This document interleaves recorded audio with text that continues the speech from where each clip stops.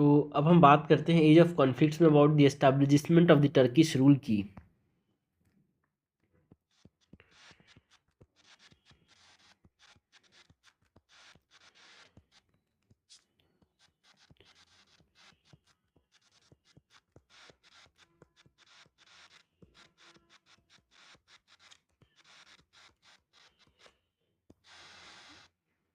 Establishment of the Turkish rule के अंदर जो टर्क्स थे उन्होंने कैप्चर कर लिया था नॉर्दर्न इंडिया को।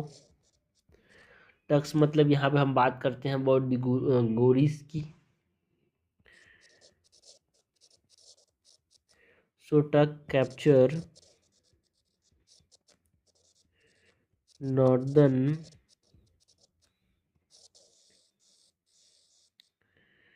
इंडिया।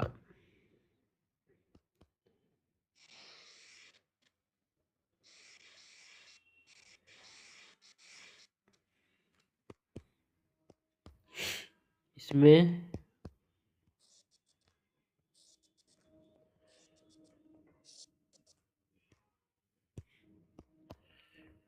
यहाँ पे जो अजमेर के जो चौहान्स थे the rule from the Ranthambore region, establishing एक न्यू चौहान किंगडम को एस्टेब्लाइज करते थे यार। The Ajmer's Chauhan ruler fled to Ranthambore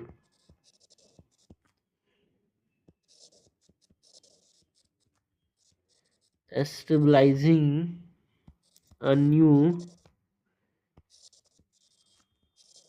Chauhan kingdom. ठीक है। And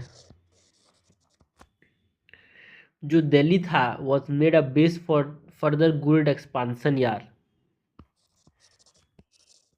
Delhi was made a base for further good expansion. And Turks capture northern India के अंदर हम बात करते हैं कि जो टर्क्स ने इन्होंने हांसी को कैप्चर कर लिया था, सरस्वती, सामना, अजमेर, ये सबको कैप्चर कर लिया था यार। कैप्चर्ड हांसी, सरस्वती, सामना एंड अजमेर। एंड जो पृथ्वीराज सन है, पृथ्वीराज का जो बेटा था रूल्ड अजमेर, बट एक तरह से हटा दिया गया बाद में। थोड़ी देर के लिए रूल किया था बट बाद में हटा दिया गया। Prithviraj son ruled Ajmer briefly but was soon ousted। Turks capture कैसे कि नॉर्दर्न इंडिया, उसकी बात की भाई। Delhi was made a base for further good expansion and Hansi, Saraswati, समोना, Ajmer.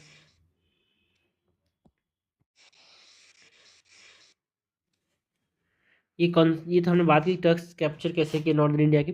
ना कॉन्सिक्वेंसेस की बात करते हैं। जब टर्क्स ने कैप्चर कर लिया तो क्या कॉन्सिक्वेंसेस हमको देखने को मिले।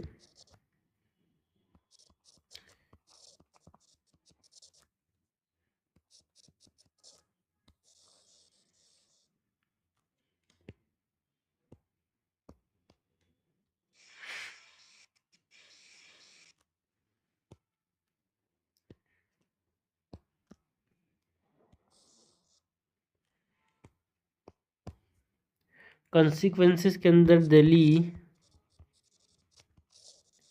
एंड जो ईस्टर्न राजस्थान है, इट फेल, किसके हाथों में आ गया? Delhi and eastern Rajasthan fail under Turkish control.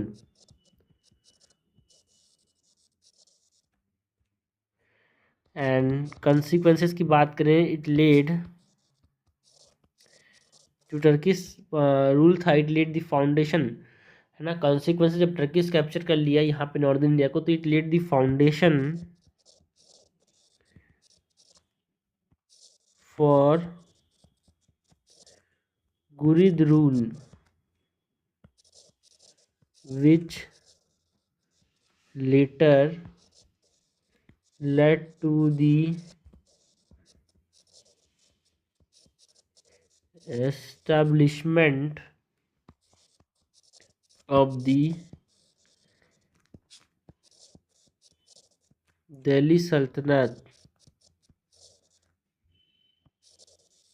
in 1206। Delhi सल्तनत का एस्टैब्लिशमेंट कब देखने को मिला? 1206 में।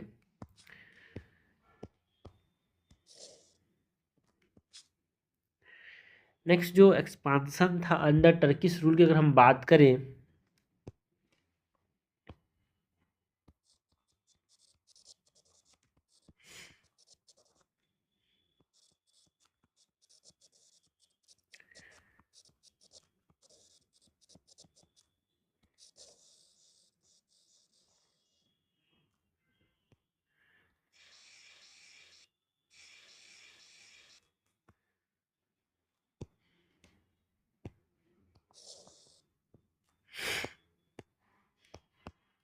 एक्सपांशन ऑफ टर्किश रूल के अंदर जो टर्क्स थे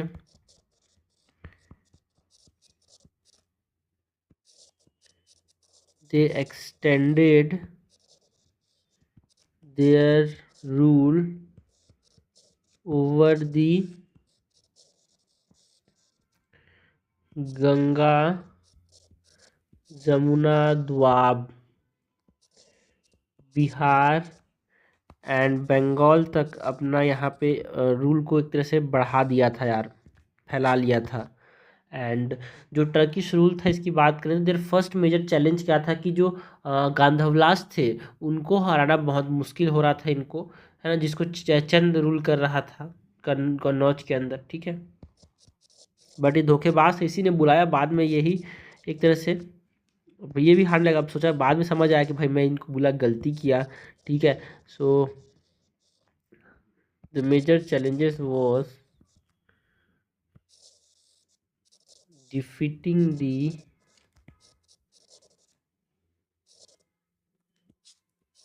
Gadhavla kingdom of Kannauj, which is ruled by Jayachandra। So consequences के अंदर हमने देखा कि जब टर्किश रूल स्टार्ट हुआ तो दिल्ली एंड ईस्टर्न राजस्थान जो था वो टर्किश के अंदर में आ गया। यहाँ पे फाउंडेशन गुरिद रूल का देखने को मिला यार। एंड जो दिल्ली सल्तनत का एस्टैब्लिशमेंट देखने को मिला further led to the establishment of Delhi सल्तनत इन 1206 यार। एंड जो एक्सपांसन हुआ टर्किश रूल का उसमें गंगा जमुना द्वाब तक फैल गया, बिहार एंड बंगाल तक फैल गया था भाई ये हमारे पास। एंड जो फर्स्ट मेजर चैलेंज था इनके लिए, टर्किश के लिए, it was defeating the Gahadavala kingdom, जिसको रूल कौन कर रहा था? जैसे जयचंद। ना अब हम बात करते हैं अबाउट द बैटल ऑफ चंदावार की।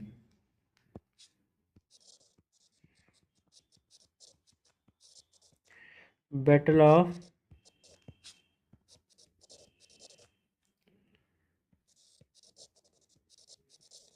चंदावार जो कि हमको 1194 में देखने को मिला था। एंड जिसके अंदर जो कनौज है वो हाथों से निकल गया भाई। Battle of Chandawar and the fall of Kannauj.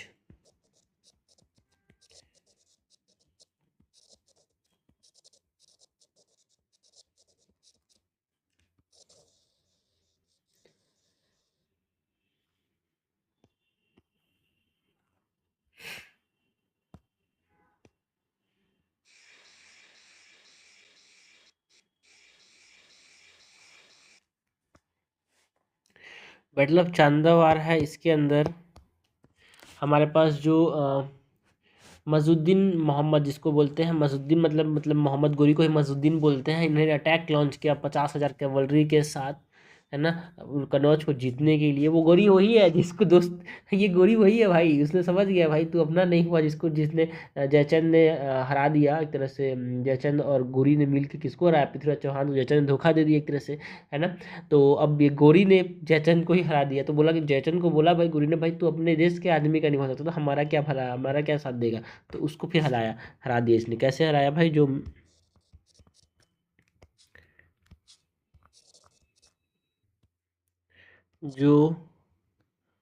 Muizuddin था, जिसको यहाँ पे मोहम्मद गोरी के नाम से जानते हैं हम लोग,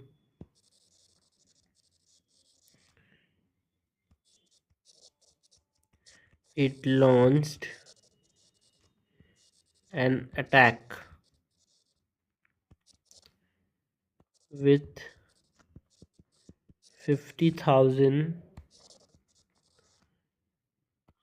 cavalry, एंड इसके अंदर एक फियर्स अटैक हुआ यहाँ पे, मतलब एक तरह से बहुत खतरनाक बैटल हुआ था।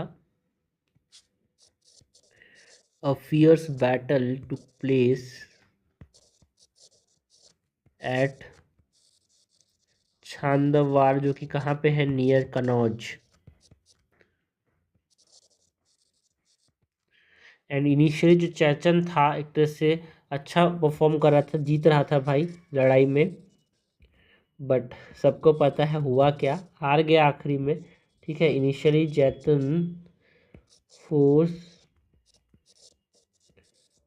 Performed well, but he was eventually killed by an arrow, जिसके वजह से एक तीर ने इसको मार दिया, बिकॉज टर्किस पर गुड इन आर्चरी आर। ठीक है, तो एक तरह से धनुष के बाण से मर गया, है ना। तो उसकी वजह से कंप्लीट टर्किश विक्ट्री यहाँ पे देखने को मिला, but he was eventually killed by an arrow, leading to a complete Turkish victory। इसके बाद यहाँ पे जो टर्क्स थे बहुत सारे जगह को लूटा, जैसे कि अपने बात की बनारस को एक तरह से पूरा लूट लिया, है ना। एंड बहुत सारे टेम्पल्स को डिस्ट्रॉय किए और बिहार तक अपना एक तरह से कंट्रोल को बढ़ा दिया था, एक्सपांड कर दिया था, एक्सटेंड कर दिया था। दी Turkish then plundered Banaras, destroying many temples and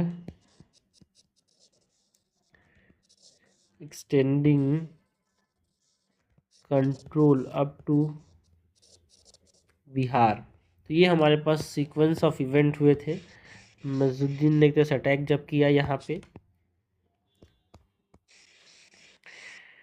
तो शुरू बहुत सारे बहुत खतरनाक बैटल हुआ था। शुरुआत में तो जयचंद जीत रहा था, बट एक जो बाढ़ था उसने जयचंद की जान ले ली। उसके बाद यहाँ पे टर्किस जीत गए, और जब वो जीते तो बिना बनारस को लूटते हुए आगे बढ़े, बहुत सारे टेम्पल्स को डिस्ट्रॉय कर दिया, अपने एक्सटेंड कर दिया अपना टेरिटरी को, है ना, अपना कंट्रोल को अप टू बिहार यार।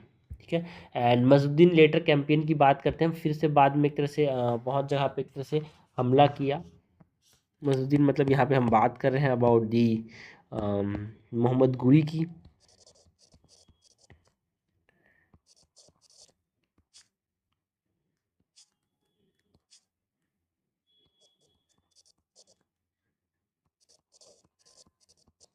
मजुद्दीन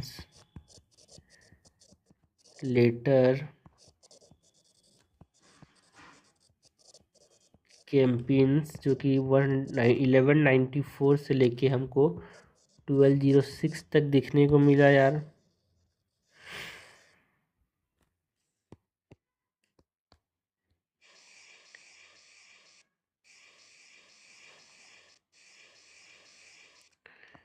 एंड जिसमें मजुद्दीन ने कैप्चर किया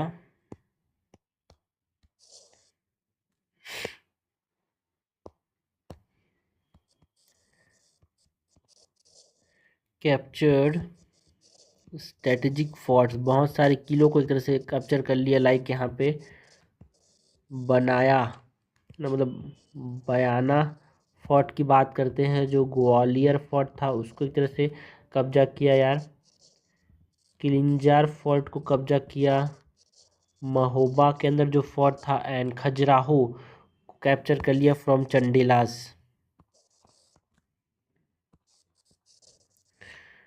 Khajuraho from the Chandelas. And जो आइबक था, इसने जो मजुद्दीन का एक यहाँ पे जनरल था Aibak, Qutbuddin Aibak, is led campaign into Gujarat यार, भीमा टू को हरा दिया। एंड बट उसका जो कंट्रोल था वो मेंटेन नहीं कर पाया इतना दूर से। बाद में यही ऐबक जाके तो दिल्ली सल्तनत का यहाँ पे लेड एस्टैब्लिशमेंट करेगा यार, न्यू रखेगा। So Aibak led campaign into Gujarat, defeating Bhima two, but was unable to maintain control.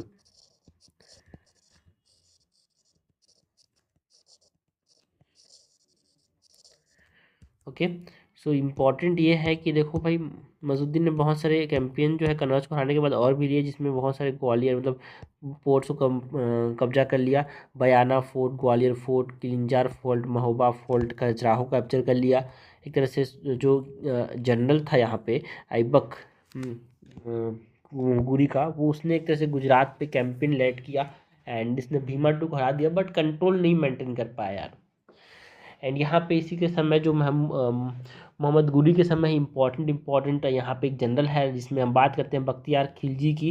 इसने जो अटैक किया था बिहार पे, जिसने बहुत सारे, जिसकी वजह से जाना था कि इसने जो नालंदा विक्रमशिला को जो एक तरह से डिस्ट्रॉय किया था, उसकी बात की जाती है। तो उसी की बात करते हैं, Bakhtiyar Khilji raid in Bihar.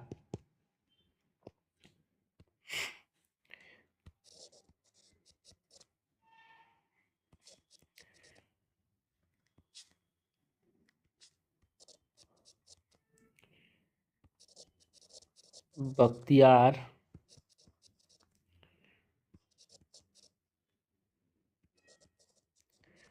खिलजीज Reds in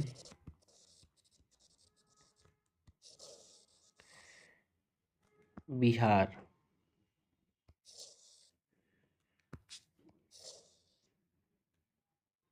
Bakhtiyar Khilji red की बात करेंगे अगर, तो बख्तियार खिलजी का जो रेड था यहाँ पे,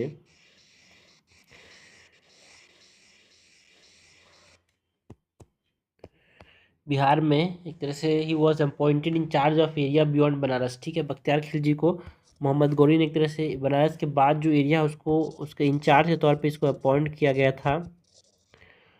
appointed in charge of area beyond Banaras, या फिर वाराणसी जो हम बोलते हैं आज के समय में। And he destroyed famous, Kashi ही बनारस है भाई, ठीक है, जो गलती नहीं होनी चाहिए। He destroyed the famous Buddhist monasteries यार,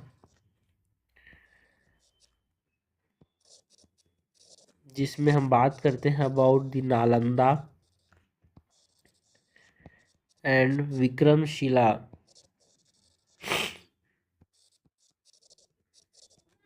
एंड इसने तरह से इंटेलिजेंस गैदर किया, प्रिपेयर किया, कॉन्केस्ट को कैसे करना, मतलब बंगाल को कैसे कॉन्केस्ट किया जाना चाहिए उसको देखते हुए यहाँ पे एक तरह से इंटेलिजेंस गैदर किया बख्तियार खिलजी ने। गैदर्ड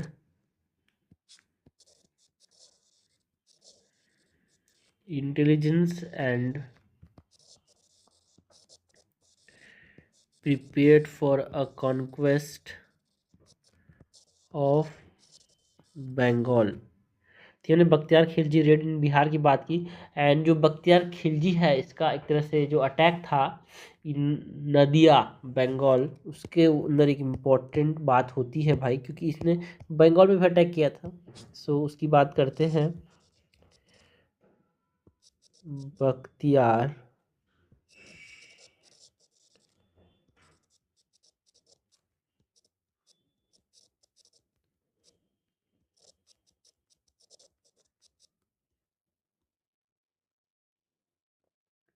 stealth attack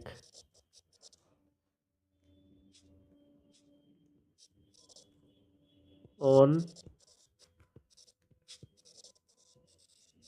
Nadia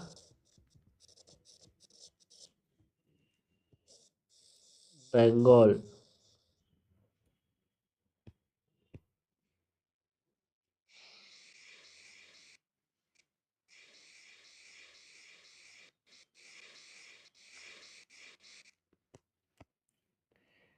इसके अंदर हमारे पास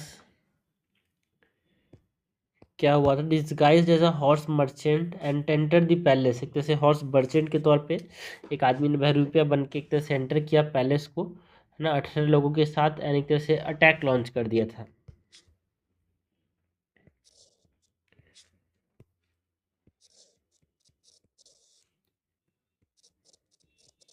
disguised as a horse merchant entered the palace with 18 men and launched a sudden attack. जो सेना रूलर थे उस समय के लक्ष्मण सेन, वो भाग के, है ना, सोनार गांव चले गए थे, तो इससे बंगाल और भी ज़्यादा वल्नरेबल हो गया उसकी वजह से। So the Sena ruler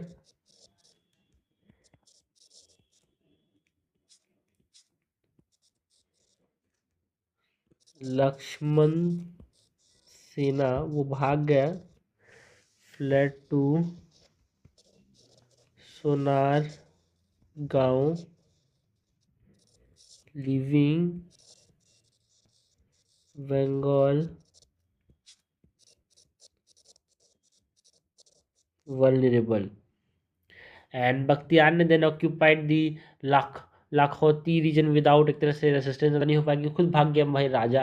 and उसने अपॉइंट किया as a governor of Bengal by Muizuddin ने उसको अपॉइंट किया गवर्नर ऑफ बंगाल, जो मोहम्मद गोरी है उसने।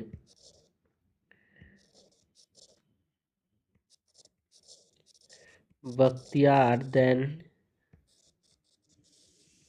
occupied लखौती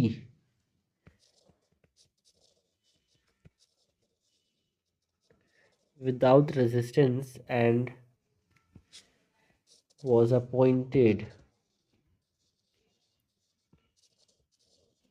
as governor of Bengal by Muizzuddin. तो ये हमने बात की बड़ी Bakhtiyar Khilji stealth attack on Nadia Bengal. Now यहाँ पे जो बख्तियार खिलजी और आगे जाना चाहते थे भाई, ये असम तक यहाँ पे रूल करना चाहते थे, तो बख्तियार खिलजी ने एक तरह से जो असम का जो एक्सपेंडिशन था, एक्सपेंडिशन मतलब जो असम में जो अटैक था, वो एक तरह से फेल्ड अटैम्प्ट रहा था, वहाँ पे हार गया था भाई।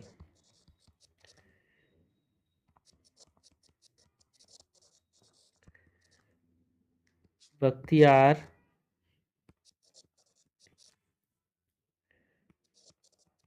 खिलजीज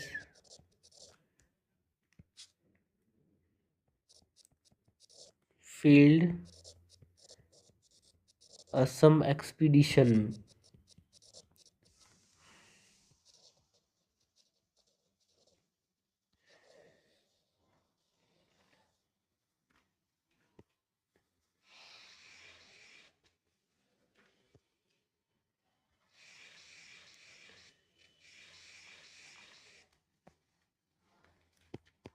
इसके अंदर हमारे पास ये जो बख्तियार खिलजी था, इसने एक एक्सपेंडिशन जो प्लान किया था असम के लिए, मतलब एक तरह से तिब्बत की तरफ भी ध्यान था इसका। So Bakhtiyar Khilji planned and expedition to Assam और पॉसिबली तिब्बत, बट जो माघ रूलर्स थे ऑफ असम, उसने एक तरह से टर्क्स को बहुत अच्छे से समझ लिया था यार, उनके सप्लाईज को कट कर दिया था, रोक दिया था। सो दी माग rulers of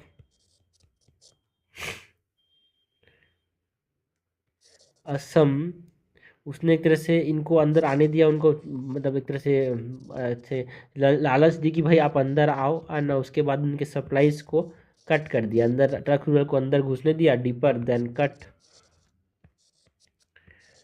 of their supplies. जिसकी वजह से क्या हुआ, starvation and continuous Assam attack ये फेस करने की वजह से जो ट्रक्स थे से बुरी तरह से हार चुके थे यहाँ पे असम के अंदर। So facing starvation and continuous Assamese attack, इसके वजह से the Turks were completely defeated.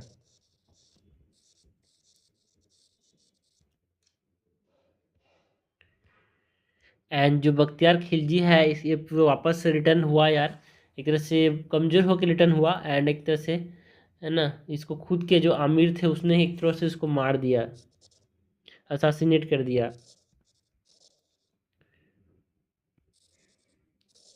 Bakhtiyar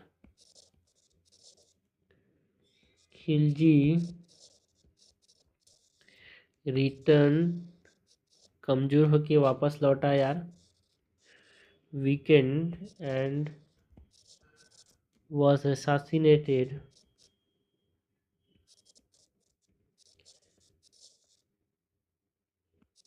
by one of his own अमीर, एक तरह से जो सिपाही है उसने खुद असैसिनेट कर दिया ना।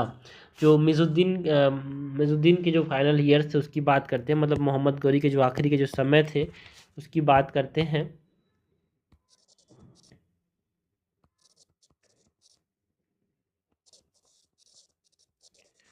मिजुद्दीन फाइनल ईयर्स की बात करें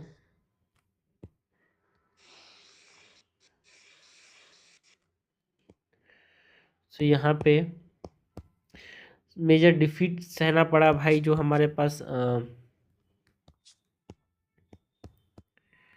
टर्किश रूल है वहाँ पे मेजर डिफीट देखने को मिला अपने को। सो उसके वजह से यहाँ पे जो मिजुद्दीन था it suffered major defeat in 1203। जो ख्वारिज़मी एम्पायर था सेंट्रल एशिया से, उसके थ्रू यहाँ पे इसको हार का सामना करना पड़ा अगेंस्ट दी ख्वारिज़मी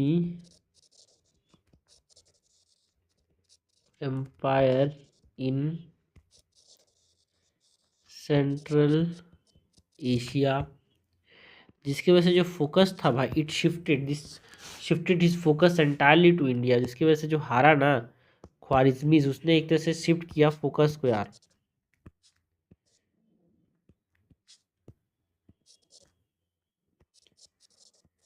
दिस